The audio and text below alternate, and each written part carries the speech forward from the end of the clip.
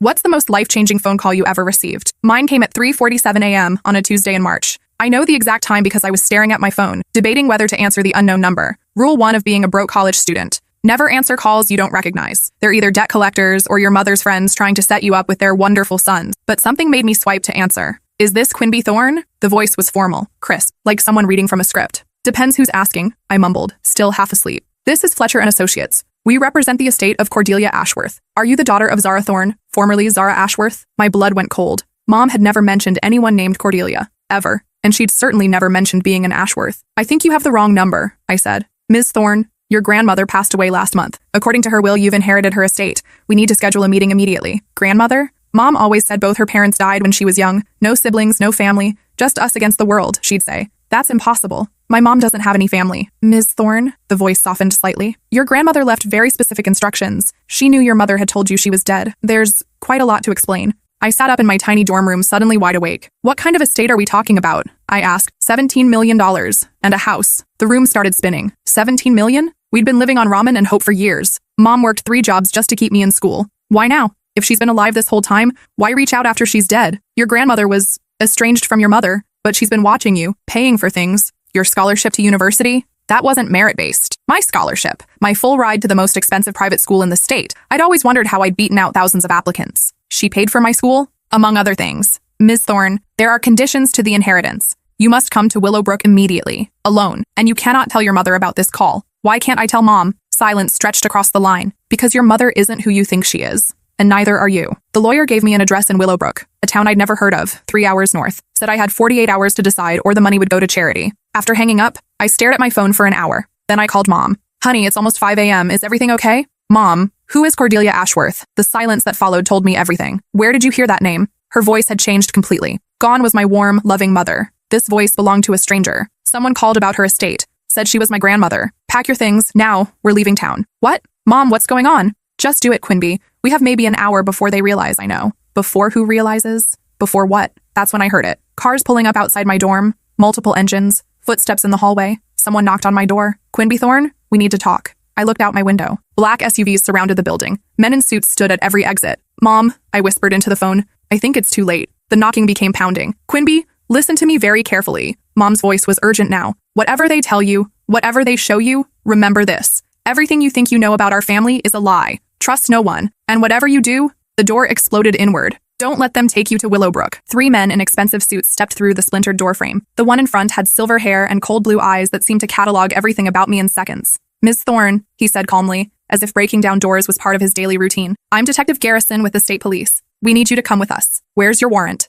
I clutched my phone tighter, Mom's voice still a whisper in my ear. He smiled, the kind of smile that never reached his eyes. This isn't that kind of visit. Your grandmother's estate requires immediate attention. There are security concerns. My grandmother is dead. I backed toward my window, calculating the drop to the grass below. 3 stories. Probably survivable if I aimed for the bushes. Ms. Thorne, the second man spoke up. He was younger, nervous. There are things about your family you don't understand. People who want to hurt you. People like you. We're here to protect you, Garrison said. Cordelia Ashworth made many enemies during her lifetime. Word of your inheritance has already leaked. Do you really want to find out what happens to a 20-year-old girl with $17 million and no protection? I pressed the phone closer to my ear. Mom's voice was barely audible now. Baby, can you hear me? Yes, I whispered. Whatever happens, don't sign anything. Don't trust anyone who claims to know what's best for you. And remember, Garrison snatched the phone from my hand and crushed it under his heel. Enough games. You're coming with us. Am I under arrest? Not yet. The third man stepped forward. He was massive, built like a linebacker, with scars across his knuckles that told stories I didn't want to hear. Let's make this easy, he rumbled. I grabbed my emergency backpack, the one Mom had taught me to keep packed since I was 12. Back then, I thought it was paranoia. Now I realized it was preparation. Fine, but I'm driving myself, Garrison laughed. I don't think so. Your car might have mechanical problems on the way to Willowbrook. There it was. They were taking me exactly where Mom said not to go. I'm not going to Willowbrook. Yes, Garrison said, nodding to the linebacker. You are. The big man moved faster than someone his size should. He grabbed my arm, but I'd spent 4 years in self-defense classes after a particularly bad night when Mom came home with bruises she wouldn't explain. I drove my elbow into his solar plexus and stomped on his instep. He doubled over, gasping. I sprinted for the window. The younger man caught me just as I reached the sill. Please don't make this harder than it needs to be. Get off me! Quinby, stop! I'm trying to help you. Something in his voice made me pause. While Garrison and the linebacker felt like predators, this one seemed different. Scared, maybe. Who are you really? I asked. My name is Tobias Fletcher. I'm Cordelia's lawyer. The real one. The person who called me? Wasn't me. Someone's been intercepting communications meant for you. He glanced nervously at Garrison. Your grandmother left specific instructions. You were supposed to have choices. These men are not part of the plan. Garrison straightened, his facade slipping. Enough, Fletcher. She comes with us now. Under whose authority? Tobias stepped between us. Mine. Garrison pulled out a badge, but not a police badge. This one had a symbol I didn't recognize. Some kind of tree with twisted branches. Tobias went pale. The syndicate. Cordelia said you might come. What's the syndicate? I asked. The people your grandmother spent 30 years hiding from, Tobias whispered. The people your mother ran from when she was pregnant with you. The linebacker had recovered enough to block the door. Garrison pulled out his phone and made a quick call. Yes, we have her. Bring the car around and prep the facility. Facility? That didn't sound like a law office. Tobias, I said quietly. What did my grandmother really do? She discovered something she shouldn't have. About the town. About the families who run everything. She tried to expose them. Expose what? Garrison ended his call. Nothing that concerns you anymore. You're about to become very rich and very quiet about family business. And if I refuse? His smile returned. Girls with your background rarely live long enough to spend their inheritance anyway. Terrible accident rates among young women who ask too many questions. That's when I understood. This wasn't about money. This was about silencing whatever secrets my grandmother had tried to tell. Tobias, I said, backing toward my desk. How long have you known about me? Your grandmother hired me when you were born. She's been protecting you from a distance ever since. Protecting me from what? The truth about Willowbrook. About what really happened to the other families who tried to leave. I reached into my desk drawer and pulled out the one thing Mom had given me when I started college. A small silver locket that belonged to her mother. The mother she'd told me was dead. Inside was a photo I'd never really looked at. A woman who looked exactly like me, standing in front of a massive house. On the back, someone had written, Willowbrook Estate, 1987, before everything changed. This is her. I breathed. This is Cordelia. Tobias nodded. She wanted you to have that. It's the only photo she kept. Garrison's patience was clearly running out. We're leaving. Now. Wait. I studied the photo more carefully. In the background, barely visible, was a man in a suit. A man with silver hair and cold blue eyes. A man who looked exactly like Garrison, just 30 years younger. You know her? I said slowly. You knew my grandmother personally. Garrison's expression shifted. For just a moment, something that might have been pain flickered across his features. She was my wife. The room went silent. Your wife? Tobias stammered. Before she became Cordelia Ashworth. Before she started asking questions about things that were none of her business. Before she stole my daughter and disappeared. My legs felt weak. Your daughter? Zara? Your mother? He stepped closer. Which makes you my granddaughter? The world tilted. This man, this cold, threatening man, was my grandfather? That's impossible. Mom said her parents were dead. To her, I was. The day she learned what I really did for a living. What this family really was. His voice softened, just slightly. Cordelia convinced her I was a monster. That the only way to protect you was to run. Are you? I asked. A monster? He was quiet for a long time. That depends on your definition. I've done terrible things to protect this family, to protect this town, to protect secrets that would destroy a lot of innocent people if they came to light. What secrets? Come to Willowbrook with me. Let me show you what your grandmother was really trying to expose. Let me show you why she was wrong. Tobias grabbed my arm. Quinby, don't. Once you go there, once you see what's in that house, you can never leave. That's why your mother ran. That's why Cordelia spent her final years planning your escape route. Escape route? The money? The inheritance? It was meant to give you options. To let you disappear completely if you chose. She knew they'd come for you eventually. Garrison pulled out a set of keys. Your grandmother left you a choice, it's true. Come willingly and learn the truth about your family. Or spend the rest of your very short life running from it. And if I come with you, you take your place in the family business. You honor the commitments your grandmother made, and you live a very comfortable, very protected life. Doing what? What Ashworths have always done. Whatever it takes to keep Willowbrook safe. I looked at the photo again. Cordelia looked so young, so hopeful. What had changed between 1987 and now? Show me, I said finally. Tobias looked stricken. Quinby, no. Show me what's so important that my grandmother spent 20 years hiding from it. Show me what my mother was so afraid of that she'd rather live in poverty than come home. Garrison nodded to his men. Bring the car around, we're going home. As they escorted me from the building, I caught sight of my reflection in the lobby mirror. For the first time, I could see it. The resemblance to the woman in the photo. The same dark hair, the same stubborn chin, the same look of someone about to walk into a trap. 20 minutes later, we were on the highway heading north. Tobias rode in the passenger seat, constantly checking his phone. The linebacker, who'd introduced himself as Bruno, drove while Garrison sat beside me in the back. Tell me about my mother, I said as we passed the city limits. Zara was spirited, like you, like Cordelia.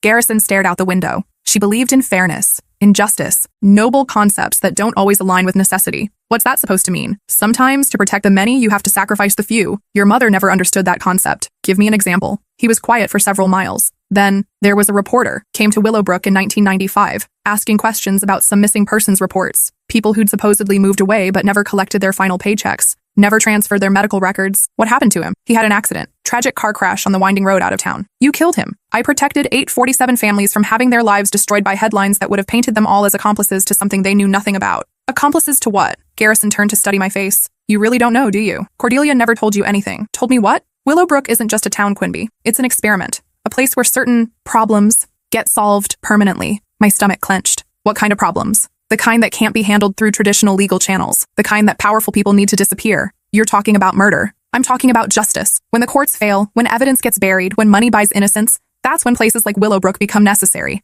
I felt sick. How many people? Over the years, hundreds, maybe thousands. Men who hurt children and walked free on technicalities. Women who poisoned their families for insurance money but had expensive lawyers. Monsters who slipped through every crack in the system. So you decided to become monsters yourselves. We decided to become a solution. Tobias finally spoke up from the front seat. That's why Cordelia left. She discovered that not everyone who disappeared was guilty of anything except asking the wrong questions. Garrison's jaw tightened. My wife was idealistic. She couldn't see the bigger picture. What was the bigger picture? I asked. That sometimes innocent people get caught in the crossfire, but their sacrifice protects thousands of others who would suffer if the guilty remained free. Who decides who's guilty? We do. The families, the council, people who've been protecting this country from its worst elements for over a century. And my grandmother disagreed with your methods. Your grandmother tried to expose us to the FBI. She nearly destroyed everything we'd built. Everything that kept real monsters from preying on innocent people. The landscape outside was changing. Rolling hills gave way to dense forest. Signs for Willowbrook appeared every few miles. What happened to her? I asked. How did she really die? Garrison's expression softened. Cancer. Real cancer. In a real hospital. With real doctors. Whatever you're thinking, I didn't hurt her.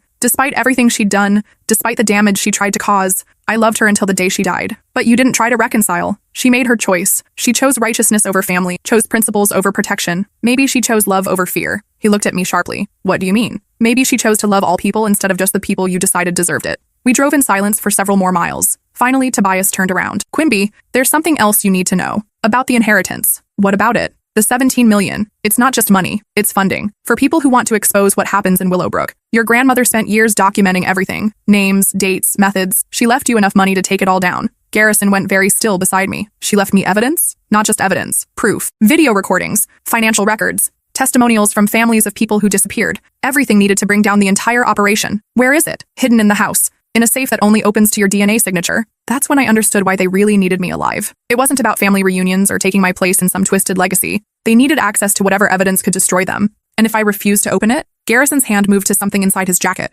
Then you'll join the long list of people who had tragic accidents in Willowbrook. Even though I'm your granddaughter, family loyalty goes both ways, Quimby. You're either with us or against us. There's no middle ground in this business. The signs for Willowbrook were getting closer. 5 miles, 3 miles, 1 mile. I had a choice to make. Honor my grandmother's dying wish to expose the truth, or protect myself by becoming part of the machine that had been killing people for decades. Through the trees, I could see the outline of a massive house on a hill. Willowbrook Estate. My inheritance, my grandmother's trap, and possibly my tomb. The car turned onto a private road marked with a sign. Willowbrook, private community. Authorized personnel only. Last chance, Garrison said quietly. Join the family business willingly, and you'll live a very comfortable life. Fight us, and you'll disappear like everyone else who couldn't see the bigger picture. I closed my eyes and thought about Mom, working 3 jobs to keep us afloat. About all the nights she'd wake up screaming from nightmares she never explained. About the fear that lived behind her eyes every time someone knocked on our door. About the woman in the photo who'd looked so hopeful before everything changed. I want to see the evidence first, I said finally. Not possible. Then you'll have to kill me, because I'm not opening anything until I understand exactly what my grandmother was trying to protect me from. Garrison studied my face for a long moment.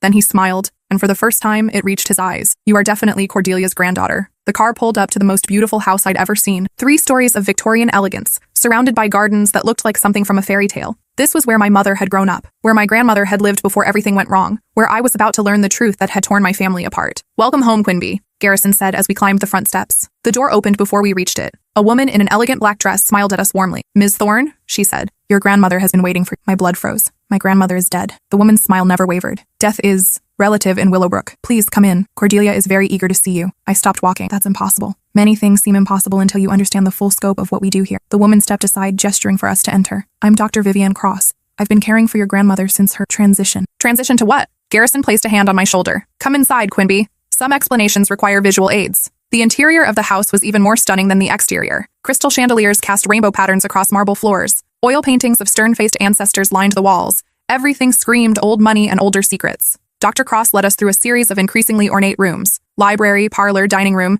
each more elaborate than the last. Finally, we stopped at an elevator hidden behind what looked like a bookshelf. The real estate is downstairs, she explained, pressing her palm to a scanner. The elevator descended for what felt like forever. When the doors finally opened, I stepped into what looked like a medical facility. Pristine white hallways, the smell of antiseptic, and the constant hum of machinery. Welcome to the Willowbrook Life Extension Project, Dr. Cross said proudly. Life extension? Death, as humans have traditionally understood it, is simply a failure of medical technology. Here we've moved beyond such limitations. She led us past rooms filled with equipment I couldn't identify. In one, I glimpsed what looked like a person suspended in some kind of fluid. In another, machines that seemed to be breathing for someone I couldn't see clearly. Your grandmother volunteered for our experimental protocols when her cancer became terminal, Dr. Cross continued. Rather than accept the inevitable, she chose to become part of something greater. We stopped outside a room with a large observation window. Inside, connected to dozens of tubes and wires, was a woman who looked exactly like the person in my locket photo. Younger than she should be, somehow preserved in time. Cordelia Ashworth, Dr. Cross announced. Technically deceased for 3 months, but functionally alive in every way that matters. I pressed my hands against the glass. That's not possible. Her brain activity is normal. Her memories are intact. She's simply paused between life and death while we perfect the technology to bring her back fully. Bring her back how? Garrison stepped beside me. We've been working on this for decades. The ability to preserve consciousness, to extend life indefinitely. Your grandmother was our first successful long-term subject. She's a guinea pig. She's a pioneer. The first person to move beyond the limitations of human mortality. Dr. Cross checked a tablet. Her vitals are stable. Brain scans show full cognitive function. She's aware of everything happening around her, but she can't respond yet. The communication protocols are still being developed. I stared at the woman who was supposedly my grandmother. She looked peaceful, but something about the whole setup made my skin crawl. This is why my mother ran, I said. This is what she was afraid of. Zara was short-sighted, Garrison replied. She saw abomination where she should have seen advancement. The ability to preserve the best minds, the most important people indefinitely. Imagine the possibilities. Who else is down here? Dr. Cross consulted her tablet again. Currently, 17 subjects in various stages of the process. Politicians, scientists, business leaders, people whose knowledge and experience are too valuable to lose to something as mundane as death. And the people who disappear? The ones you say deserve justice? Different protocols entirely. This facility has multiple purposes. She led us past more rooms. In one, I saw what looked like an interrogation chamber. In another, something that resembled an operating theater, but with equipment that belonged in a horror movie. Justice takes many forms, Dr. Cross explained. Some subjects provide information before their completion. Others become part of medical experiments that benefit humanity as a whole. You torture people. We extract truth. We advance science. We ensure that those who harm others contribute something useful to society before they're eliminated. My stomach churned. How long has this been going on? The town was founded in 1887, Garrison said, but the modern facilities have been operational since 1962. Your great-great-grandfather was one of the original architects of the program. Program? Willowbrook serves multiple federal agencies. We handle problems that can't be solved through traditional means. We conduct research that can't be done in traditional facilities. We preserve assets that are too valuable to lose to natural causes. You're a government black site. We're a solution to problems that democracy can't solve. Sometimes justice requires methods that can't withstand public scrutiny. Dr. Cross stopped at another observation window. Inside was a man strapped to a table, electrodes attached to his skull. This subject arrived yesterday, suspected of trafficking children but released on a technicality. Traditional law enforcement failed, so he becomes our responsibility. What will you do to him? Extract information about his network, identify other predators, then ensure he never hurts another child. By killing him, by repurposing him, his organs will save lives. His brain tissue will advance our research. His death will prevent countless others. I watched the man struggle against his restraints. He looked terrified, desperate. Whether he was guilty of what they claimed didn't matter. What they were doing was wrong. I want to see my grandmother, I said. Alone. Dr. Cross glanced at Garrison, who nodded. 5 minutes. The room is monitored, so don't try anything foolish. They led me into Cordelia's room. Up close, she looked even more like the photo. The same bone structure, the same delicate features, but her skin had an artificial quality, like she was made of wax. I sat beside her bed. The machines hummed quietly, keeping her suspended between worlds. Grandmother? I whispered. Can you hear me? For a moment, nothing happened. Then her eyes moved, just slightly, but enough to focus on my face. I am Quinby, Zara's daughter, your granddaughter. Her eyes widened slightly. I thought I saw recognition there. Mom said you were dead. She's been protecting me from all this. I gestured around the room, but now they want me to be part of it. They want me to open some safe that only I can access. Cordelia's eyes moved again, this time toward a small panel on the wall I hadn't noticed before. Is that it? The safe? The slightest nod. Or maybe I imagined it. What's inside? What were you trying to tell the world? I stood and approached the panel. It was definitely some kind of scanner, designed for DNA or biometric identification. They say you documented everything, that you left evidence to expose what happens here. When I looked back at Cordelia, her eyes were focused intently on mine. Then, very deliberately, she looked toward the door, then back at me. A warning. They're watching, I whispered. Another tiny nod. I sat back down, thinking furiously. If I opened the safe, what would I find? Evidence that could destroy this place and save countless lives? Or something that would get me killed before I could use it? What do you want me to do? I asked quietly. Cordelia's eyes moved to the ceiling, then to me, then to the wall panel. A pattern. Up, me, panel. Up, me, panel. Above? There's something above the panel. The pattern again. I looked more carefully at the wall above the scanner. At first, I saw nothing. Then I noticed a tiny scratch in the paint.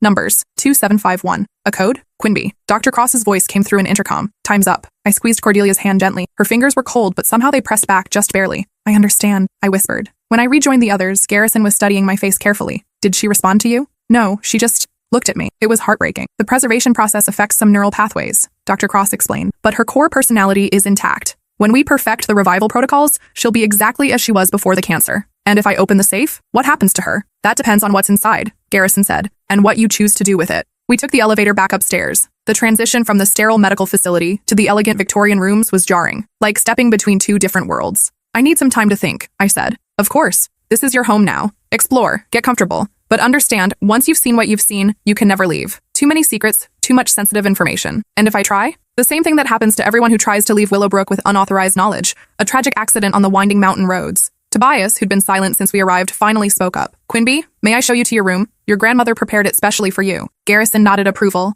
and Tobias led me up a grand staircase to the second floor. The hallway was lined with family portraits going back generations. All the faces looked similar. Strong jaws, intelligent eyes, stubborn chins. Your room, Tobias said, opening a door. Inside was a bedroom that looked like it belonged in a magazine. 4-poster bed, antique furniture, windows overlooking the gardens. On the desk was a stack of documents. What are those? Your inheritance paperwork, financial statements, property deeds, trust fund details, everything your grandmother left you. I flipped through the pages. The numbers were staggering. Not just 17 million, more like 40 million in various accounts and investments. She was very wealthy. The Ashworth family has been accumulating resources for over a century. Your grandmother added significantly to the portfolio through various business ventures. Legal business ventures? Tobias closed the door and lowered his voice. Quinby, I need to tell you something. Away from the monitoring systems. He pulled out a small device and activated it. The air seemed to shimmer slightly around us. Signal jammer. We have maybe 5 minutes before they notice. What is it? Your grandmother didn't just document what happens here. She designed a way to stop it. Permanently. How? The facility downstairs, the life support systems, the computer networks, the security protocols,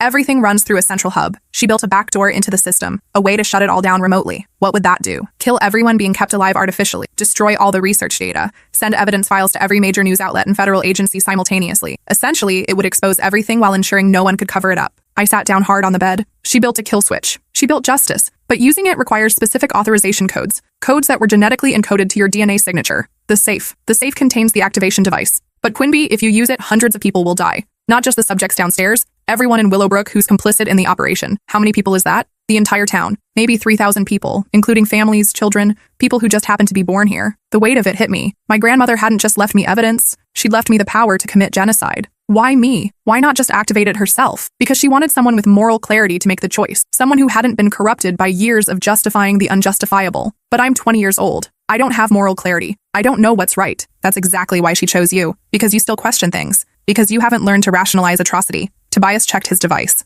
We're running out of time. What should I do? That's not my choice to make. But consider this. How many innocent people have disappeared here over the decades? How many more will disappear if nothing changes? The signal jammer deactivated. A few moments later, someone knocked on the door. Come in, I called. Dr. Haha. Cross entered with a dinner tray. I thought you might be hungry. The adjustment period can be difficult. She set the tray on a small table by the window. Roast chicken, vegetables, bread that smelled freshly baked. My last meal before I decided the fate of thousands of people. Dr. Cross, I said as she turned to leave, how did you get involved in all this? She paused. My daughter was murdered when she was 8 years old. The man who killed her was released on a technicality. Contaminated evidence. He went on to kill 3 more children before he was finally caught. I'm sorry. By then, it was too late for justice through conventional means. But here, I was able to extract every detail about his methods, his victims, his network of associates, information that saved dozens of other children. His death meant something. Do you ever question what you're doing? Every day. But then I think about those children who are alive because of what we learned from their killer. The moral calculus isn't simple, Quinby, but it is necessary. After she left, I sat by the window eating mechanically while I watched the sunset over Willowbrook. In the distance, I could see the town proper. Neat houses, tree-lined streets, a church with a white steeple. It looked peaceful, normal, like the kind of place where nothing bad ever happened. But I knew the truth now. This entire community was built on a foundation of blood and secrets.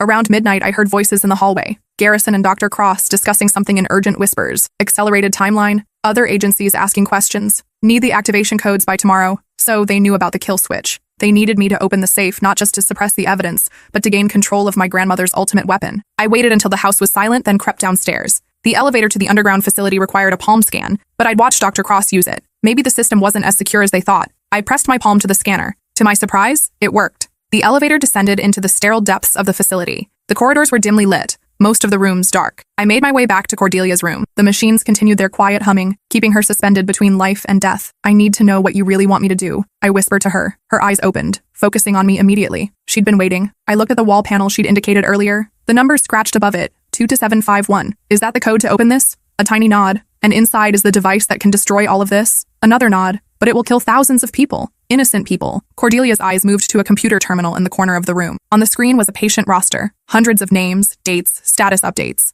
I scrolled through the list. Most entries were marked terminated or experimental failure, but some were still active. 17 people being kept alive like Cordelia, and dozens more marked intake pending, people who would be brought here to die. How many people will die if I do nothing? I asked. Cordelia's eyes moved to the screen, then back to me. I kept scrolling. The list went back decades. Thousands of names. Thousands of people who disappeared into this place and never left. And if I use the device? She looked toward the ceiling, toward the town above us. 3,000 people. But how many of them are innocent? How many are just living their lives, not knowing what happens down here? Cordelia's expression shifted. Her eyes narrowed slightly, then moved toward a filing cabinet in the corner. I opened the top drawer. Inside were employee records. Everyone who worked at the facility, going back to its founding. But more than that, family trees, recruitment records, psychological profiles. The truth was worse than I'd imagined. There were no innocent bystanders in Willowbrook. The entire town was a generational conspiracy. Children were raised from birth to accept the necessity of the facility. Families were selected for their ability to keep secrets. Anyone who showed signs of moral conflict was quietly relocated. They're all complicit, I breathed. Cordelia managed the slightest nod.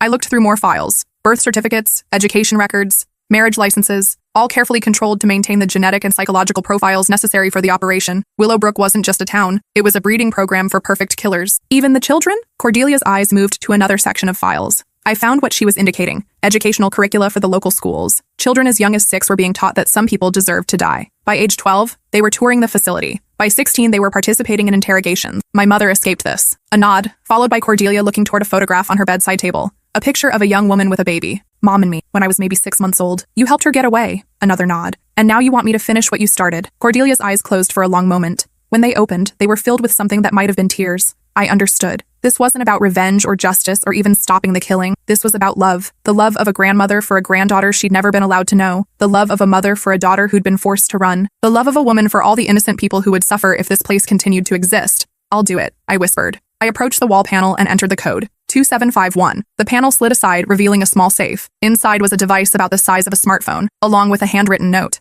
My dearest Quinby, I read aloud. If you're reading this, then you've seen the truth about our family and the terrible thing we've been part of. I know the choice I'm asking you to make is impossible, but sometimes impossible choices are the only ones worth making. The device requires both your DNA signature and your conscious choice to activate. It cannot be used against your will. Whatever you decide, know that I love you, and I'm proud of the woman your mother raised you to be. Grandmother. I picked up the device. It was warm to the touch, and a small screen lit up when I held it. DNA sample required appeared on the display. I pricked my finger on a small needle built into the device. The screen changed to DNA confirmed Quinby Thorne authorized. Below that, activation requires conscious consent. Do you wish to proceed? 2 options appeared. Yes and no. I looked at Cordelia one last time. Her eyes were closed, but I could see the peace on her face. She'd passed the burden to me, and now she could rest. I thought about my mother working 3 jobs and living in fear. About all the children who would grow up to become killers if this place continued. About the innocent people who would disappear into these rooms and never be seen again. About the choice between certain death for 3,000 guilty people and continued death for countless innocent ones. I pressed yes.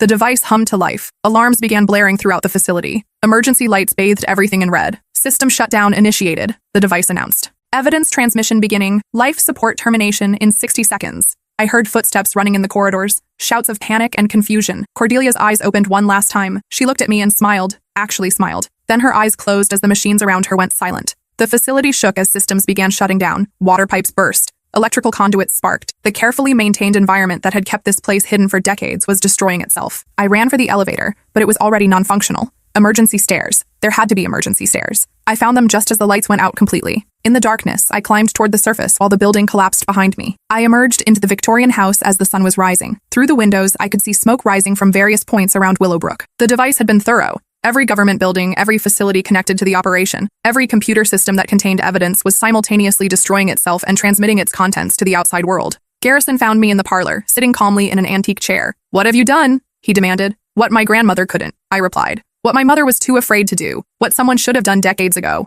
He raised a gun, pointing it at my chest. "This doesn't end it. There are other facilities, other operations. You've just made yourself a target for the rest of your very short life. Maybe. But now the world knows what you are. Now there will be investigations, arrests, trials. Now the families of all those missing people will have answers. You've killed thousands of innocent people. No, I've stopped thousands of innocent people from being killed by people who were never innocent to begin with." Sirens were approaching from multiple directions. Federal agents, probably. The evidence transmission had worked. Garrison kept the gun trained on me as we waited. "You could have had everything. Wealth, power, protection. Instead, you chose righteousness. Just like your grandmother. I chose love," I said. "Something you never understood." When the FBI broke down the front door, they found Garrison sitting across from me, the gun in his lap, staring out the window at the town he'd spent his life protecting. "It's over," he said quietly. "Yes," I agreed. "It is." 6 months later, I testified before a Senate committee about what I'd seen in Willowbrook. The trials are still ongoing. Hundreds of people have been arrested. Dozens of government officials have resigned. The $17 million turned out to be real, as did the rest of my inheritance. I've used most of it to establish a foundation for families of missing persons.